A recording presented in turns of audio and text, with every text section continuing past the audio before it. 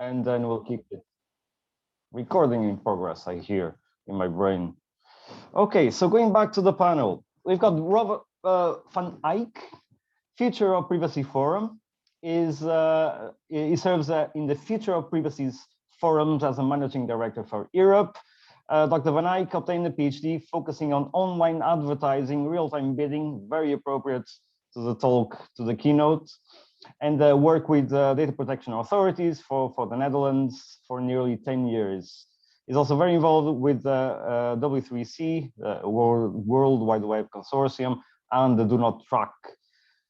Townsend Feehan, hope I'm pronouncing this correctly, IAB Europe, we already heard her, CEO of the IAB, a very important player in this whole consent problem or blessing. We've got Armand, Heslot, CNIL, CNIL, the head of technology experts of CNIL, the French Data Protection Authority. Irene Kamara, Tilburg University, assistant professor in cybersecurity governance, an expert in standardization, and has been involved with organizations such as ENISA, EDPS, well, was a trainee of EDPS, CEN, CNIL. And finally, Mark. Is Mark with us? Hello, good morning. Hello, Mark. Fantastic to see you. Mark Lizar here on the representing mostly Kantara initiative. Mark has been a long player, if I may say, in this whole problem of consent, data protection, and so on. He's the CEO and founder of the Open Consent Group, and someone who is associated with the consent receipt specifications, something that, in my very humble opinion, needs more visibility, as I think it is a very, very promising technology. So thank you very much for everybody here. This is very, very interesting. It's a fantastic panel. So I will start with a question about cookies to Armand. Armand, is it valid consent, valid and informed consent from the regulator perspective?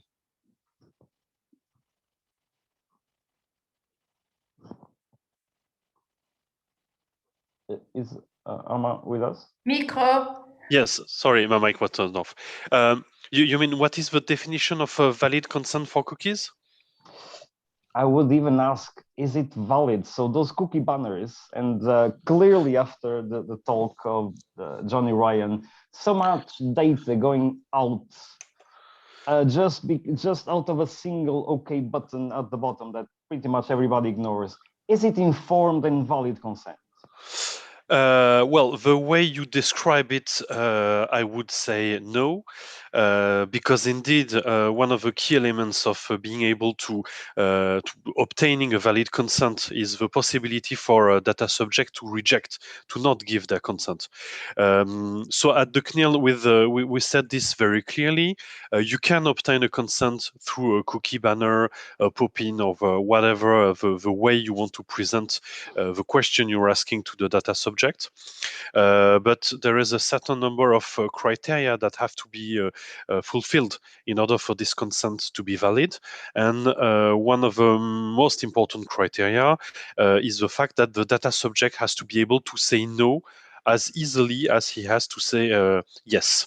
So indeed, if you just have a cookie banner which states that with an OK button, and then in this case, for the CNIL, no, you don't obtain the valid consent. Can I say that I'm a bit surprised with how assertive you are? Thank you very much. That's a very clear answer. So, Townsend, hello. Armand, may I follow this up? Then, why does it exist? I was expecting a more soft response, to be fair.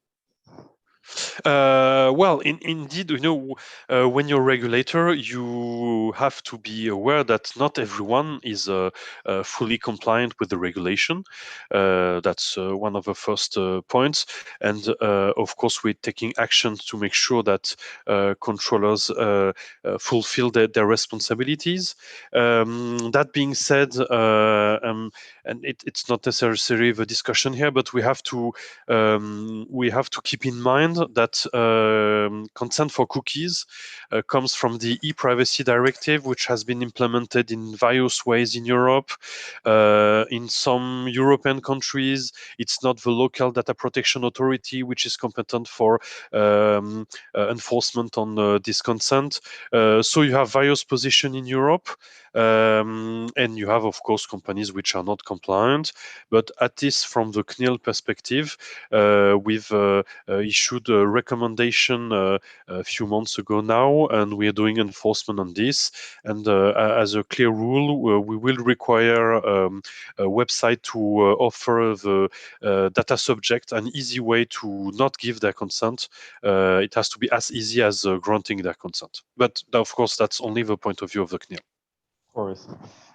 Townsend, I think what do you think? What's your thoughts on this situation?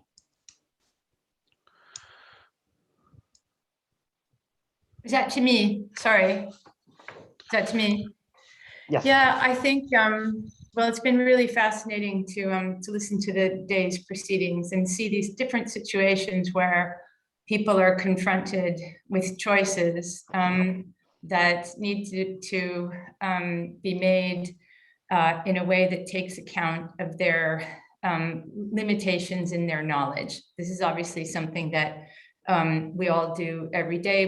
We make choices about products and services about which we have some kind of limitations to our understanding, but we rely on protections built into the law, both to limit the amount of risk we could voluntarily expose ourselves to, and to sanction an actor that acts deceptively or in non-compliance with the law.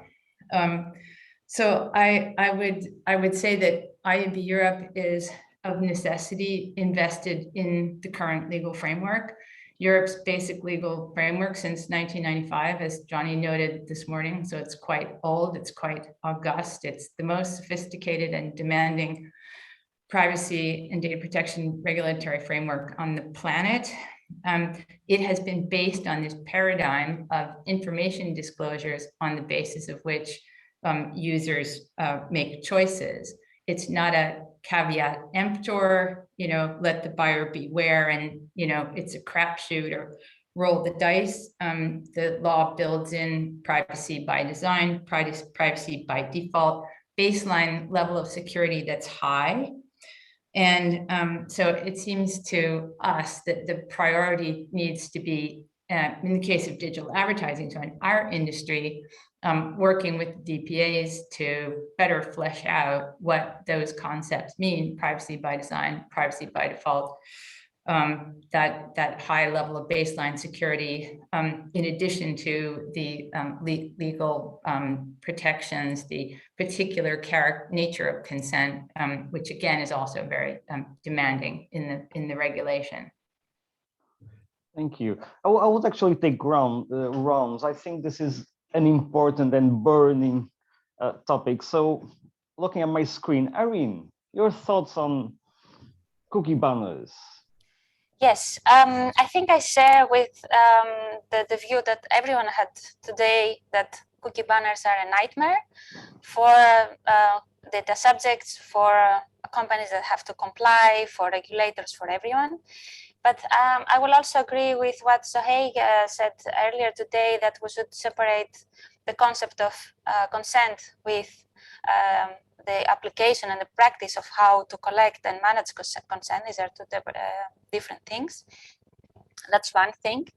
And at the same time, I also wanted to comment on something else that probably is moving away from consent, but it's very relevant to what these platforms are doing, the management consent management platforms are doing lately, is that I've noticed their effort to consentify, if this is a word, legitimate interest. And I think this is something, is a new practice, is to my view would not hold in a judicial review of whatever court or DPA. And this is very interesting because it's a false dilemma. They're trying to put the burden on the data subject that does not have knowledge of the processing that is going to take place and what is going to happen with the data, and is facing a dilemma, like the data subject has to decide it's going to be either consent or legitimate interest, which is completely not where is a lawful processing or the ground for the rationale for a lawful processing about. So I just wanted to put this on the table as well, because it's not about consent, but it has to do with the lawfulness of processing in general. And just for the rest of us, what would be the advantages of consentifying legal bases? There's no advantage whatsoever. It's just an illegal practice, I think. The ground of legitimate interest is not supposed to be a choice of the data subject. So what is supposed to happen is that data controller needs to do a balancing of the rights and the interests of the two sides and decide, for according to the criteria of Article 6. And it's not a choice to be made by the data subject. Oh, I think that this controller has a legitimate interest to process my data, so here it is. That's a fake dilemma. So I think this is not a compliant practice in any case. Thank you. Mark, your thoughts on cookie banners and now consentification of legal bases? Interesting concept. Thank you. Well, we looked at this quite intensively, and I think one of the biggest challenges is that what's called like cookie consent is really a permission. People consent, or it's implied prior to actually getting to a website, by selecting a link and choosing the purpose of what they think they're going to get from that link. So even showing a pop-up or a notice, there should be no tracking or surveillance of people until it's approved by the person. One of the biggest challenges that have never really moved forward is the session cookie, where the website actually puts a record on people's device without their consent or permission. And this is really something that's up at the browser issue. And actually, I would say the device is what people mainly consent to, and then it's the network, and then perhaps the browser. So by the time you get to the website, at best, you're setting permissions. If you know what they mean. Considering that 1/3 of internet users are children, where they can't agree without parental consent, it's quite alarming that the concept of consent has been so misused in the IAB framework, I think, and online with cookies. So I think there's really a big challenge there to refute that. And a lot of the work we've done is about making consent records, or consent receipts, so people can have their own preferences and their own record and provide those instead of those being provided by a third party that people don't know. So definitely without a proof of notice, really, from my opinion, there's definitely no proof of consent or legitimate use of the purposes for like the IAB framework. So I think, falling back onto the privacy rights that people have is really important. And then starting from there and having a relationship that's protecting people, safeguarding people is really important. So in that regard, I think that's pretty important factor. And I'm hoping that, we can all stand up and refute the idea that permissions are consent. Thank you, Mark. Thank you. So by order of my screen, Rob van Eijk, your thoughts? Yeah, I'm still grappling with where the discussion is heading. A couple of thoughts on cookies. I mean, it's clear that the legal wiggle room we have under the current cookie laws is very little. I mean, the current privacy directive is very clear. If it's not necessary, then you need consent. Otherwise, you can't place information on the end user's device or read information that's already previously been stored. And that also goes for analytics. We've seen this play out in Germany, for example, with Google Analytics. So, I mean, if you look at, for instance, the way the Court of Justice rulings have been put into guidance, if we see the letters that were sent out by NOIP and by CNIL, like the warning letters and the criteria that they basically highlighted, also against the background of the dark patterns discussion, things like no pre-tick boxes, which follows directly, of course, from the Planet 49 ruling. The link instead of a button to reject, deceptive button contrast, deceptive button color, misclassifications of, for instance, the legal ground for legitimate interest, non-essential cookies, and most importantly, the guidance on it should be as easy to say no as it is to say yes. Those are interesting, let's say, lines in the sand, which, if we observe it from the academic perspective, lead to subtle changes in the configuration of cookie banners that we see out in the wild. If we look at the bigger picture, I mean, there's a lot happening in terms of the announcements of Google to post-cookie era by 2023, but also the creation of new persistent identifiers such as the UUID. Rob, do you mind if I interrupt? Because I would like to pick up that point later, because that's a very important thing. If you don't mind, I will save that because it is very important. I think Google actually dropped it recently, or I think they're about to drop it. But I'll come back to that if you don't mind. Robin, your thoughts, please. So I suppose you also represent a publisher, someone who lives off advertising, for which eventually everything goes on. Well, not everything, but I mean, sure. I mean, we live off advertising, but before that, we live off trust, right? If people don't trust us, they won't visit us and read us, and then we won't be making any money with advertising at all. I mean, staying in the cookie consent banner area, I think I'm not going to disagree with anyone here. It's a nightmare. It's a usability nightmare for data subjects. It's not great.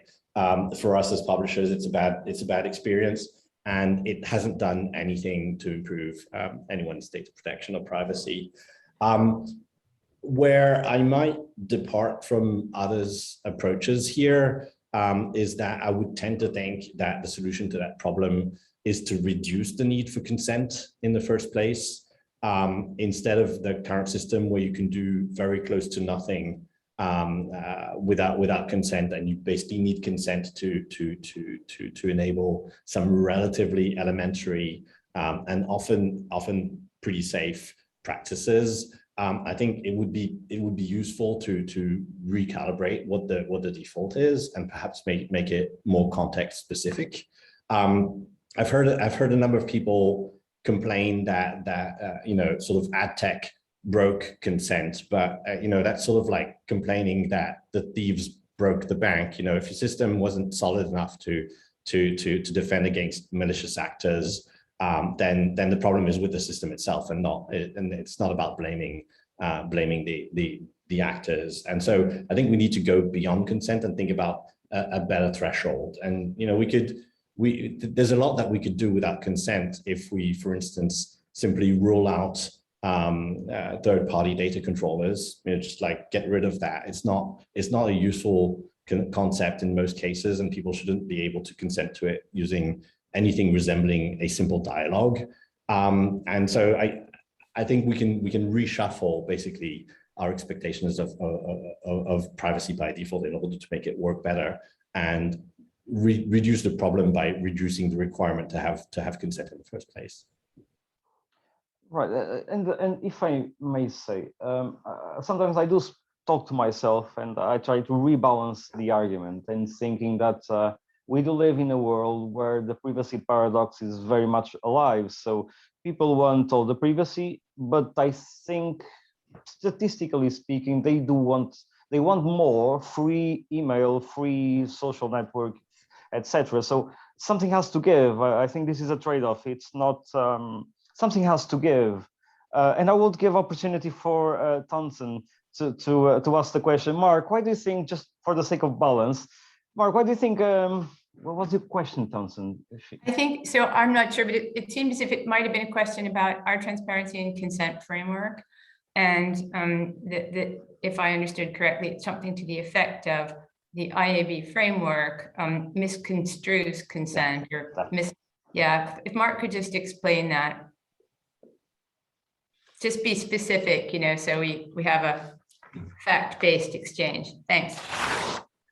Sure. The consent is to a purpose that people can expect and are aware of. So when they consent to go to a website and click on a link to go to a website, consent is implied. So by the time you get there, if there's any permissioning, like what I think is what IAB refers to as consent, is actually a permission modifying the state of consent that's already provided, by the GDPR and by public use of the internet. So if it's a publicly available website, and so, and a child has to click on cookie banners, there's definitely something wrong, because they're permissioning, the surveillance and tracking of metadata without, which isn't consent. It's permissions. So I think there's a big difference between consent to a purpose that's specified to for a specific purpose, and then there's permissions for terms and conditions that people don't read. Okay, I think that you're not talking about our framework. I just wouldn't want anyone to think that you were actually speaking about the IAB Europe Transparency and Consent Framework. I'm not sure what you're talking about, but that's not our framework. That's good. That's great clarification. Thank you. Robin? Yeah, sure. I mean, I think where there might be some confusion in this discussion is that it might be coming from the naming of the TCF. It's been a recurring source of confusion that the transparency and consent framework actually has very little to do with either transparency or consent. It is basically a way of configuring downstream processors and primarily controllers, and it doesn't do much, if anything at all, to enhance transparency. And it sort of like allows people to wildcard consent to way more than they can understand. But it's basically a sort of a configuration framework more than anything else. So I think if we expect transparency and consent to surface from the TCF, then we can only be disappointed. If we just treat it as a simple configuration string, then it is a configuration string. Its primary downside, of course, is that it does enable practices that do not match logical expectations of what is consentable, and it enables people to consent to way more than bounded rationality can possibly account for. But that's almost besides the point. That's part of the ecosystem that is inherently broken. But I think a lot of the confusion, goes away if we stop thinking of the TCF as related to transparency or consent and just see it as a configuration string. So it's funny because we get quite a lot of stick about the transparency and consent framework purposes being too detailed and too complex, providing too much information. It's hard to reconcile that with an absence of transparency. Although, as I think you've heard me say before, potentially on a W3C presentation, we've worked with the DPAs to try to reconcile these apparently conflicting imperatives of simplicity and completeness. But with respect to, sort of not matching user expectations, it's hard to imagine with quite as much information that one can fairly say that users are invited to consent to things that they wouldn't expect using our framework, perhaps in other contexts. I mean, I'd be curious, Tani, have you done any actual user testing of like asking people to consent to 15 purposes for 300 vendors and see after the fact how much of that they actually remember? Because that is how, you know, in terms of informed consent, we would establish whether the framework is working or not. And it would be a great victory for the IAB to show that it actually is working. So I'd be very interested in seeing that research. So the framework, as people may or may not know, is a GDPR and e-privacy legal compliance framework. So the basic mission of the framework is established by the law. If the law changed, the framework might look different, but its basic function is to help data controllers comply with the law. So I think it needs to be sort of nested in that context. And obviously publishers have done, publishers have probably done the most testing about the different UIs and functionality of the framework. It's interesting to hear you say that the cookie banner issue and these consent UIs are a nightmare for publishers. The framework in its first conception had global settings and site-specific settings, and global settings would have reduced the need for these recurrent UIs, but mostly due to publisher uptake, lack of publisher uptake in the market, and publisher insistence on these site-specific consents only, we've actually ended up deprecating the global settings. This is also something that was a priority for the CNIL, I know, as Mr. Heslot will confirm. I wouldn't like, Robin, if I may, I would like to focus this on IAB because indeed it is a very difficult position to say the very, very least. But then are we close to agree or admit that this is compliance for the sake of compliance and nobody is happy with it?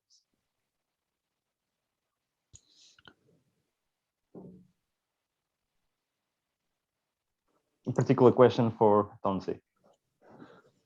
For me, so I think it's the best shot in the market. I think it's the best solution in the market. It's the best standard in the market for complying with the requirements of the GDPR. I'm sure it can be improved. And one lesson of our ongoing discussion with Johnny Ryan, which had another cycle this morning, and events like this one, it would be, I believe, lead to better outcomes for consumers if we could have a collective conversation about how to improve tools like the framework, rather than this kind of assassination of one another's viewpoints and positions. So I'm sure it could be improved, Victor, but it draws on a specific legal framework. And as I said at the beginning, one could certainly question the information disclosure or the transparency and control, the whole paradigm. We could say, well, this paradigm is not operative in the context of digital advertising, but it's operative in the context of a lot of other services and products, as I said, that people buy every day. And there are all these other protections built into our European privacy law, so not the law that would be applicable in the US to the New York Times for US readers, but there are these other protections built in, some of which could, in collaboration with DPAs, be made more prescriptive. What is privacy by design? What is privacy by default? Can we build that out in a code of conduct that's developed with DPAs? Indeed. So let me just then go back to Rob van Eijk. So, all right, this is clearly not working. Nobody likes this. So would Flock have a shot? Or is it even worse? I've got my own opinion. I'll just keep quiet. It really depends. I mean, if we categorize the ad tech models, and I think it's a very crude way of categorizing, but still, like, we have contextual advertising on the one hand, with behavioral advertising in the middle, and targeting / retargeting on the other end of the spectrum. What we've seen is that the original Flock ID was leaning towards the targeting and retargeting problem. How can we solve that in the future to still have some type of profile-based advertising, but since there was a lot of pushback and also the increased risk of fingerprinting by exposing the flock ID, we saw that change from Google to basically go more towards the contextual type of advertising. So the type of data, metadata that's being processed with machine learning in the browser is going to change. So my initial answer a few weeks ago would be, I'm not sure whether the flock will answer enough questions for us to move into a privacy-friendly advertising ecosystem. But if we now look at the type of data is changing, I'm a little bit more optimistic because most and central, the dominating concept is not the flock stuff, it's the privacy budget. It's an overarching basket where the flock ID or the flock system is just one of many components. And in the end, basically the privacy by design idea that's triggering this development, most importantly, is how do we basically change the ecosystem such that we reduce the risk of fingerprinting whilst we do not have access to the third-party cookie anymore. So many of these privacy issues have a history and are interconnected. And obviously one solution will not solve everything. It's clear that we need to change, not just within Europe, but also in other jurisdictions. And I have to say, who would have thought that things like differential privacy or homomorphic encryption would now be explored, whether they can be a functional building block towards a more privacy-friendly ecosystem for advertising. I think that's fascinating, and as a technologist, I'm watching this space closely, so I wouldn't try to dismiss the ideas straight away. Irene, interesting to hear your thoughts about flock, and so I don't know. I will be very, very unfair, but for me, I think the paradigm shift between what we have now and flock is, instead of having billions and billions of small companies all having access to the same data, now we've got very small but very big ones, fully legal now. There's no questions about it. So between one and the other, is it a fair representation of the problem? I don't know. I haven't looked into the legal compliance of flock for all the participants there, but I think what's an important, like from a legal perspective, what's an important thing in all these tools and efforts is that they are voluntary. So we are, like as data subject, I'm dependent on whether a company will adhere to some scheme, to some code of conduct, and will decide to implement it for X period of time and then move away without me, the data subject, being able to be sure that it still conforms to or follows a specific specification or standard whatsoever. So, but that's the nature of those specifications and standards. This way, in my research, I focus on the intersection of law, EU law, and standardization. Right. And I think there are quite some developments where there are two developments. One was quite promising, but it's kind of fading now, the privacy regulation, because in the reform, the European Parliament actually was following, I think, the example of CALOPA, so the Californian Act, into forcing a binding signal for this kind of specifications, a binding signal for all those website operators that were receiving the signal. So once a user would have said that does not want to be tracked or by third parties, then this signal would have been binding from the entity receiving it. And this was, I think, moving to the right direction into attaching some legal significance to all those initiatives. But unfortunately, the latest council version, like the general approach, completely disregarded this. So I think, yeah, this is not a very promising development anymore. But there is something that I also wanted to discuss here. I don't know if it's very recent, but there has been some development when it comes to the radio equipment directive.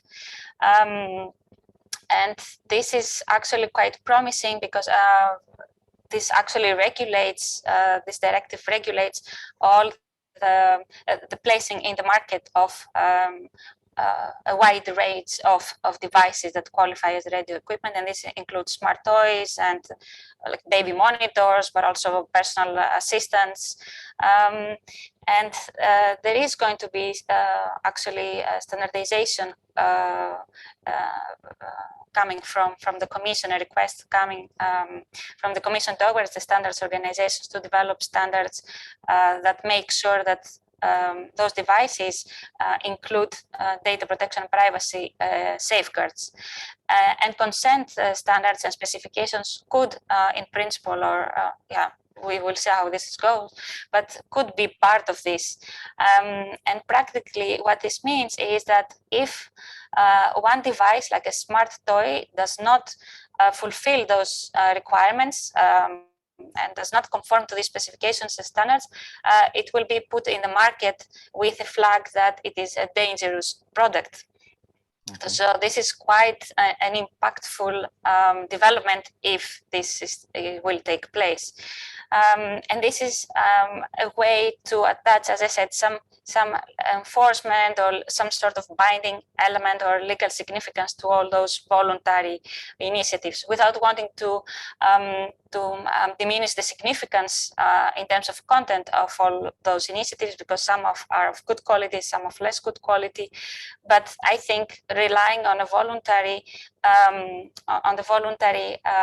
commitment of the entity from which you want to be protected in the first place as a data subject, well, it's a bit of a paradox in the first place. So this is why I'm looking at those legal venues and on how we can enforce or move forward with something more binding than just voluntary efforts.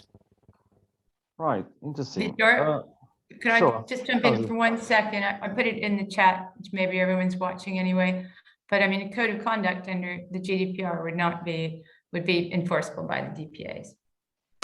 Yes, exactly. It will be enforceable, but it's completely voluntary for a controller or a processor to adhere to a code of conduct in the first place. And the same is with certifications. But adherence with the law is not voluntary. No, but the code of conduct is not the law.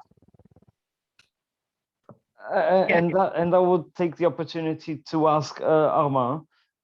So one of the problems that that you frequently hear, and in fact the talk this morning by Johnny Ryan validated this thought, which is the regulators can only go after very, very big cases, very, very big companies. Everyone else, which probably is 99.9% of everything, they just think, oh, we're too small, we're fine, we can actually do pretty much everything because the regulator will never come to us. They have no resources, no time. Litigation is very expensive. How would you respond? It's funny because usually we are accused of doing the contrary, of only targeting small actors in the ecosystem.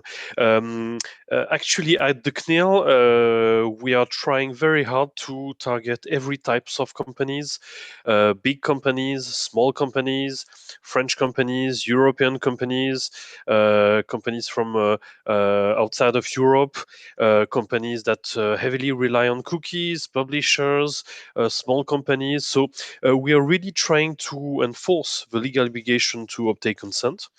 And we're trying to have a mix of companies on which we do enforcement to ensure that everyone knows that they have this obligation and they cannot escape it, and that even if they're small, if they're not compliant, they face the possibility of having enforcement actions against them.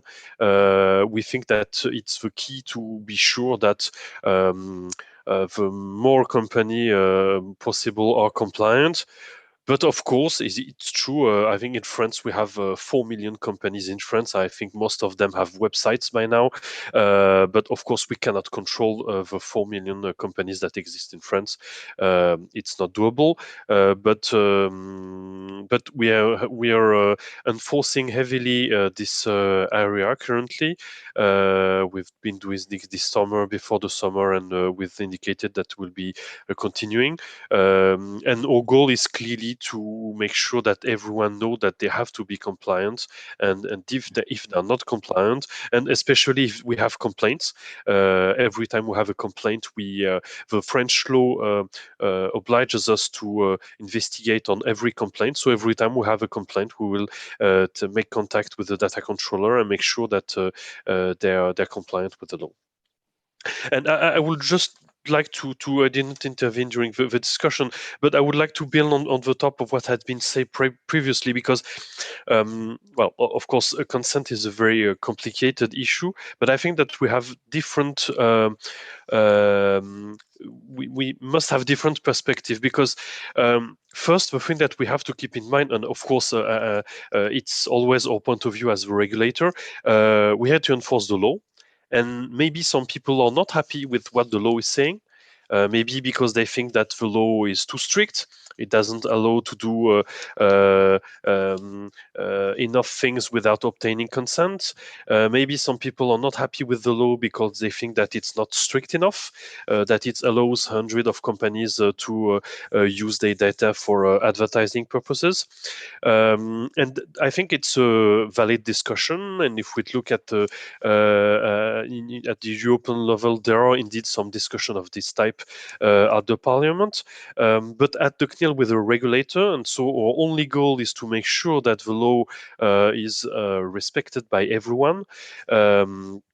And if the law changes, we will of course change how we enforce consent and things like that.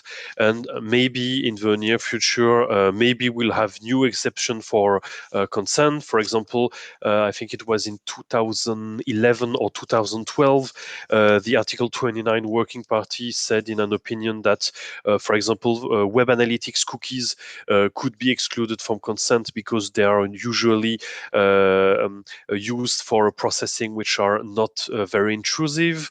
We could also imagine that advertising cookies, when they're used for non-targeted advertising, are excluded for the obligation for consent. Those are questions that are worth asking and that could be discussed. That being said, I think that I heard something which made me react, because, for example, saying that you cannot consent to 300 different data controllers or even more, the law doesn't say that. The law states that in order to give valid consent, you have to be informed of the purposes, you have to be informed of the identity of the data controllers, and so on and so forth. It doesn't say that you cannot consent in a single click to 300, 500, 700 data controllers. Maybe the law must be changed, but at this time, this is not something which is forbidden. And I think that we should also, and here it's, I mean, I'm just raising the question. Of course, it's not our job as a regulator to have views on that, but there are also some other questions that might be worth asking, like, is it a good thing for publishers to rely on several hundred ad tech companies to be able to earn their revenue?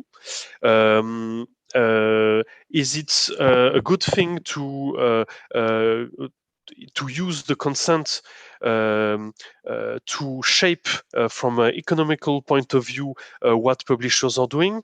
For example, if a publisher only relies on 100 vendors, is it better than 200? Are people going to more likely to grant their consent to 100 and 200? I think there are all sorts of questions that have to be discussed. And well, I just want to finish by saying that, at least from our perspective, we are currently seeing some huge improvements in the compliance of French companies. We're doing enforcement action, and little by little it's working. And maybe at the end of the day, people will not be happy with what the web will look like when it's compliant with the law. But then in this case, I don't think that it means that we have to change consent, but maybe it means that we have to change for what we are asking a user consent. That's a valid question. But I think that's the job of the Parliament, the Council, and the Commission. Robin, I'm be keen in hearing you. You what? Sorry. I'll be keen on hearing you. I mean, I agree that we have to absolutely distinguish between what the law is currently and what good privacy would be. I think, you know, with a few years experience of GDPR and significantly more on e-privacy, we can see that there are some spots that aren't working perfectly well. I would like to think that at least some of these can be addressed with DPA guidance rather that, or possibly, as Tony was saying, codes of conduct, though we might not agree on which ones. But that's another topic. I think you know, one thing that I would like to see happening is definitely a publisher code of conduct, where we start from, you know, basic principles of trust. We cannot be trustworthy news providers if we are not trustworthy businesses. We cannot be trustworthy businesses if we broadcast your data to any number of third-party data controllers. And we start from that framework and start to see if, using the tools that we have today in today's legal toolbox, we can figure out a way of making it work, as I was saying earlier, with less consent, because the participants would you know, probably bind themselves to better behavior, possibly including a tool like GPC, in order to support multi-tier and easy opt-outs. I think that there's a path there, but it's certainly true that if we use the raw unbaked law as is, it's likely that we're not going to get wonderful results, because the reliance on consent is excessive, and it's turning into a loophole. Mark, I think you like to say something. Is it? Yeah.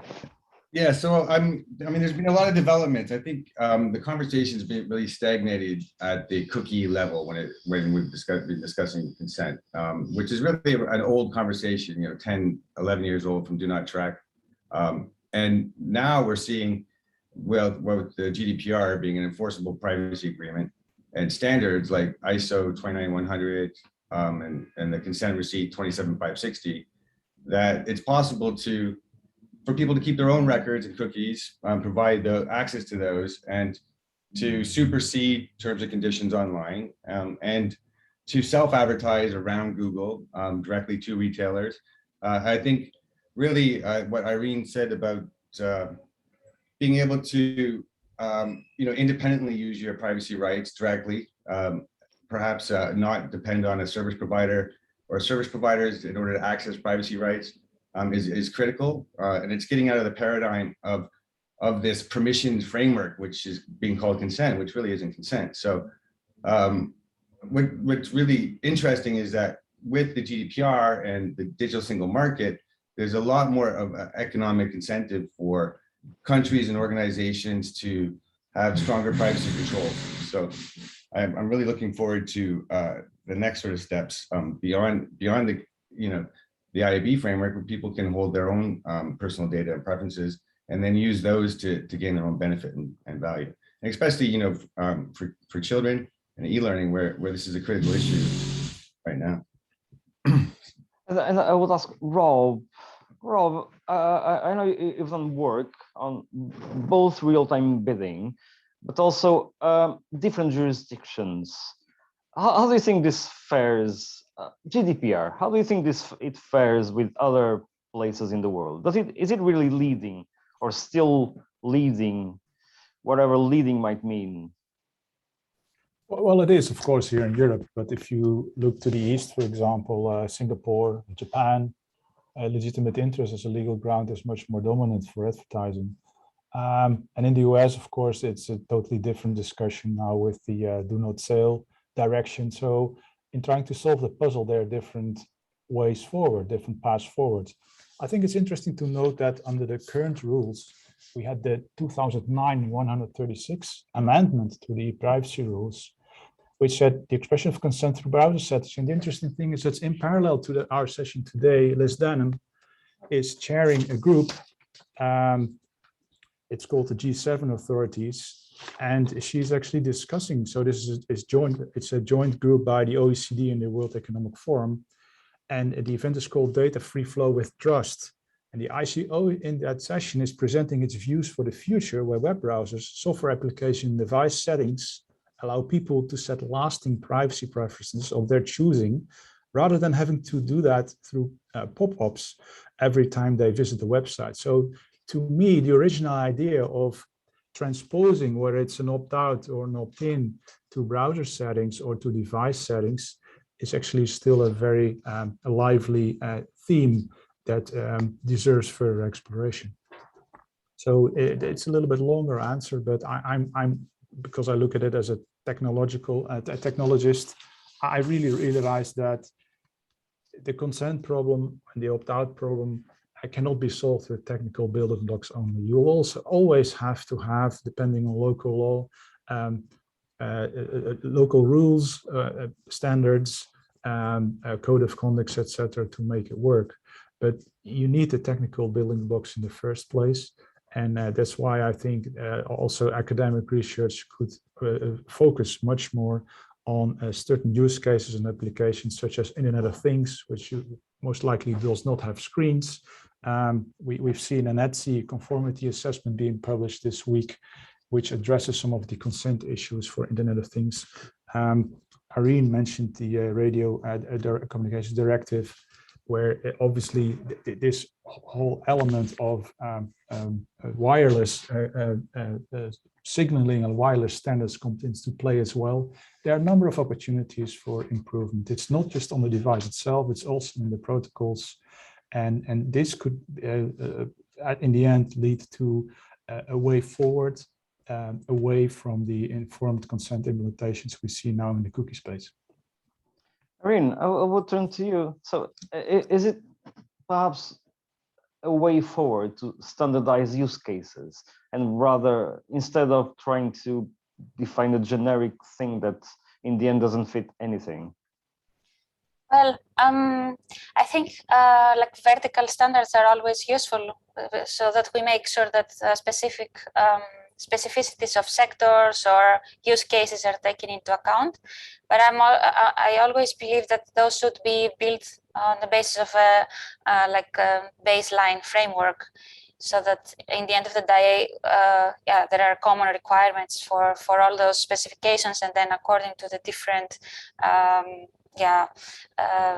environment or the different aspects of the devices or use case, then you can adapt the requirements. And I saw a question in the chat addressed to me, so I'm reading it myself. What is your view on the what is my view on the browser device settings for consent? Are you, Eijk, are you referring to do not drag style of specification? Yes. Yes, well, I was very much in favor and looking forward to see how this is going to work, because I think it's a valid alternative to all these pop-ups.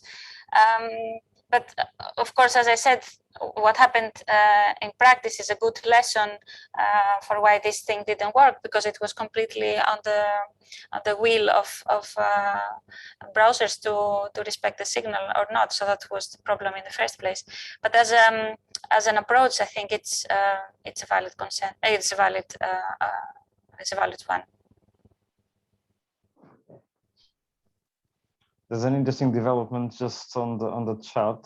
So the ICO here in the UK just started the initiative about pop-ups, cookie pop-ups. This is very interesting. So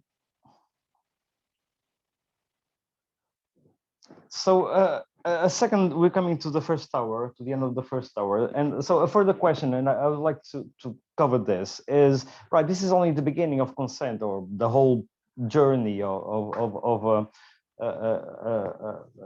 a person, an individual. Revoking consent, which arguably is at the very end of the process, I think, and personally speaking, I think it's probably even more interesting.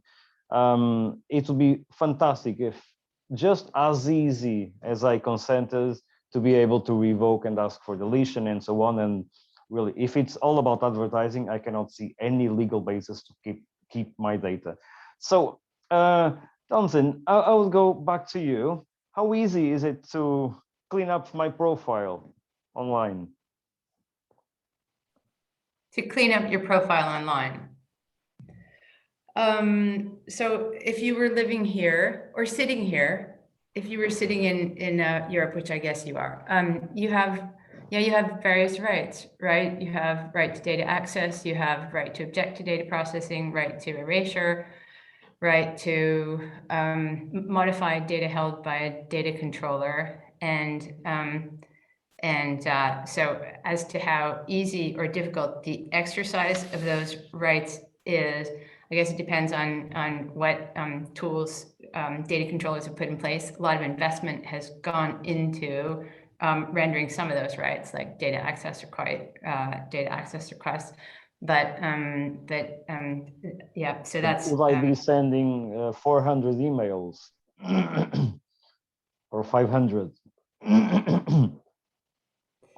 So you always have the option of refusing data processing at the start, right? You can always simply say no. You can object immediately to processing based on legitimate interest, or you can withhold consent. So you're asking about the experience in general of trying to repair, of trying to, yes, erase yourself from the internet. So I think I'm probably not sufficiently acquainted with all the tools that are out there to affect all of these GDPR user rights with respect to undoing legal bases that have been granted. But all data controllers are obliged under the law to render all of those rights, absent which they run the risk of punitive fines along the lines of competition fines, as everybody knows, 4% of global annual turnover or whatever. Robin, how does it work at New York Times and the thing? So who do I send my 400 emails to ask for erasure? We have an online, how do you call it? Just like a form wizard kind of thing, where, you know, presumably if you enter, if you have an account with us, we recognize you immediately, and then you enter the erasure process. We don't work with programmatic in Europe at all. So there won't be, you know, 300, 400, 700 third parties. We restrict who has access to data quite a lot. So normally it should be fairly straightforward, and ideally within 30 days. Normally within 30 days, I hope, if the system works, and it should. You should be getting confirmation that your data has been erased. I suppose only what the New York Times knows about. So the advertising platform is a fourth party, probably not even a third party. So you have no visibility whatsoever with what happened between my browser until I got served and on the New York Times website, right? I mean, given that we don't work with programmatic, that restricts the surface area of those other parties. So that's an important point. To the extent possible, we do convey you know, deletion requests on to others, but it's certainly true that the system as currently built does not make that easy at all. And so there is no perfect solution at the technical level today, but it would definitely be great to see a system in which just addressing an erasure request to the primary data controller would fan out to absolutely everyone, based on the fact that that first party controller would know everyone else involved, which currently is hardly ever the case. I will persist in this right for erasure. Just one thing, Townsend. So I'll go rounds on this and end up at Armand, but go ahead, Townsend. Oh, I was just going to say that the much maligned TCF can send a signal to a broad to the concerned audience about a user's right to withdraw consent or object to data processing. You'll be in a great position, of course. You mediated the consent, so perhaps TCF should. The publisher did. The... To be fair, the publisher mediated the consent. Right, and that does not give the publisher access to the identifiers it would need to pass on an erasure request to third parties, which is a technical issue. Yeah, the string is not an identifier, though. The TC string is not an identifier. Right. So it can't be used for that, unfortunately. Rob, It's a signal that's not an identifier, so it can be used for it. Rob, your views on the rights for erasure, to erasure? Well, I've seen some implementers of the TCF add a so-called audit ID to the protocol, which allows for the unique identification of consent and also when it was given. And it serves, for instance, the purpose of access to request for information. So it would be easier to understand what the scope is of the personal data that has been processed, but it will also allow for a more efficient and precise processing of basically the revocation of consent in the various systems. But I have to say, I did not see a lot of, I've actually identified 2 vendors, which I will not call out in this panel. But I think that's a promising way of approaching this problem. Because we're dealing, if we look at the open real-time bidding networks, on a network of co-controllers or different co-processors. And so it's sometimes very complex how the legal relation between the organizations is to be denoted. And therefore it's also complicates the answer to the question, who should actually do something and in the end start that process. And not just in the data that's at rest, but also, for instance, in backups that may reside on systems elsewhere. Thank you. Mark, your thoughts on revoking consent indeed?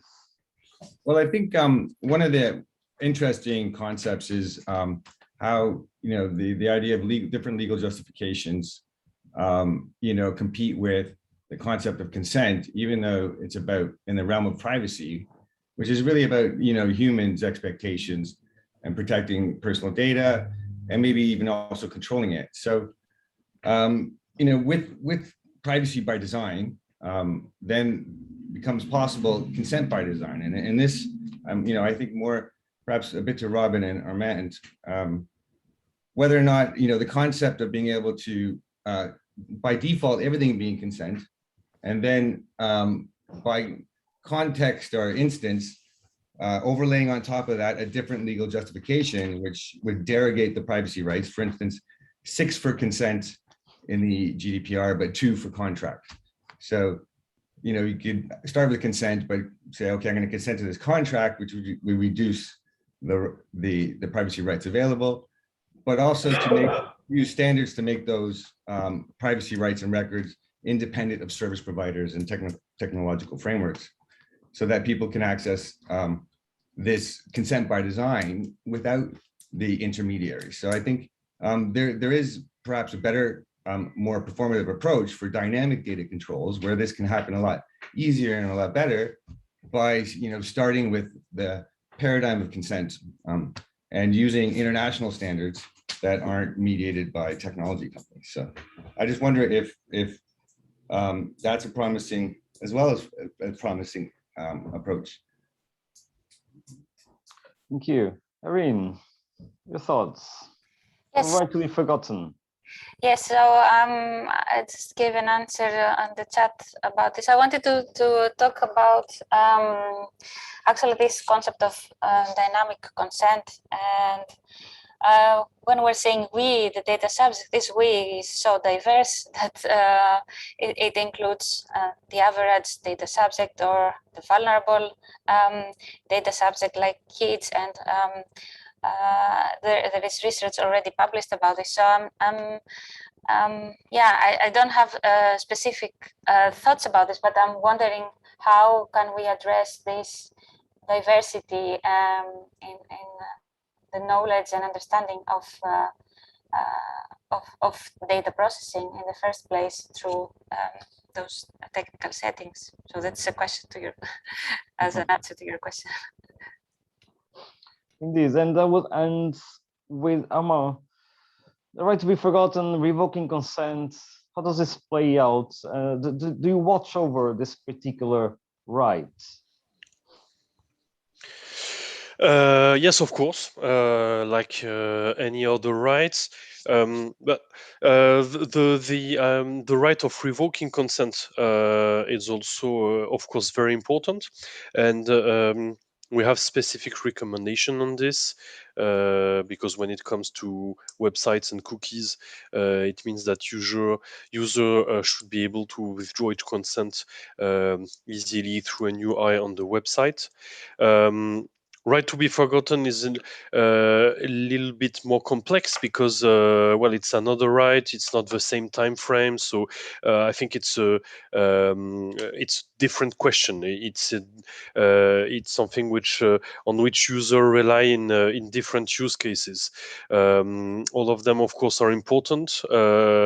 But I think that even though it's not explicitly mentioned in the GDPR, but there's still a kind of hierarchy because we have the consent, the right to refuse to give your consent, the right to withdraw your consent, and then you have all the other rights for which you have 1 month to comply and so on. From my perspective, these are also rights which you exercise directly on the data controller which processes your data. So it's kind of different from the perspective of a publisher and website and so on.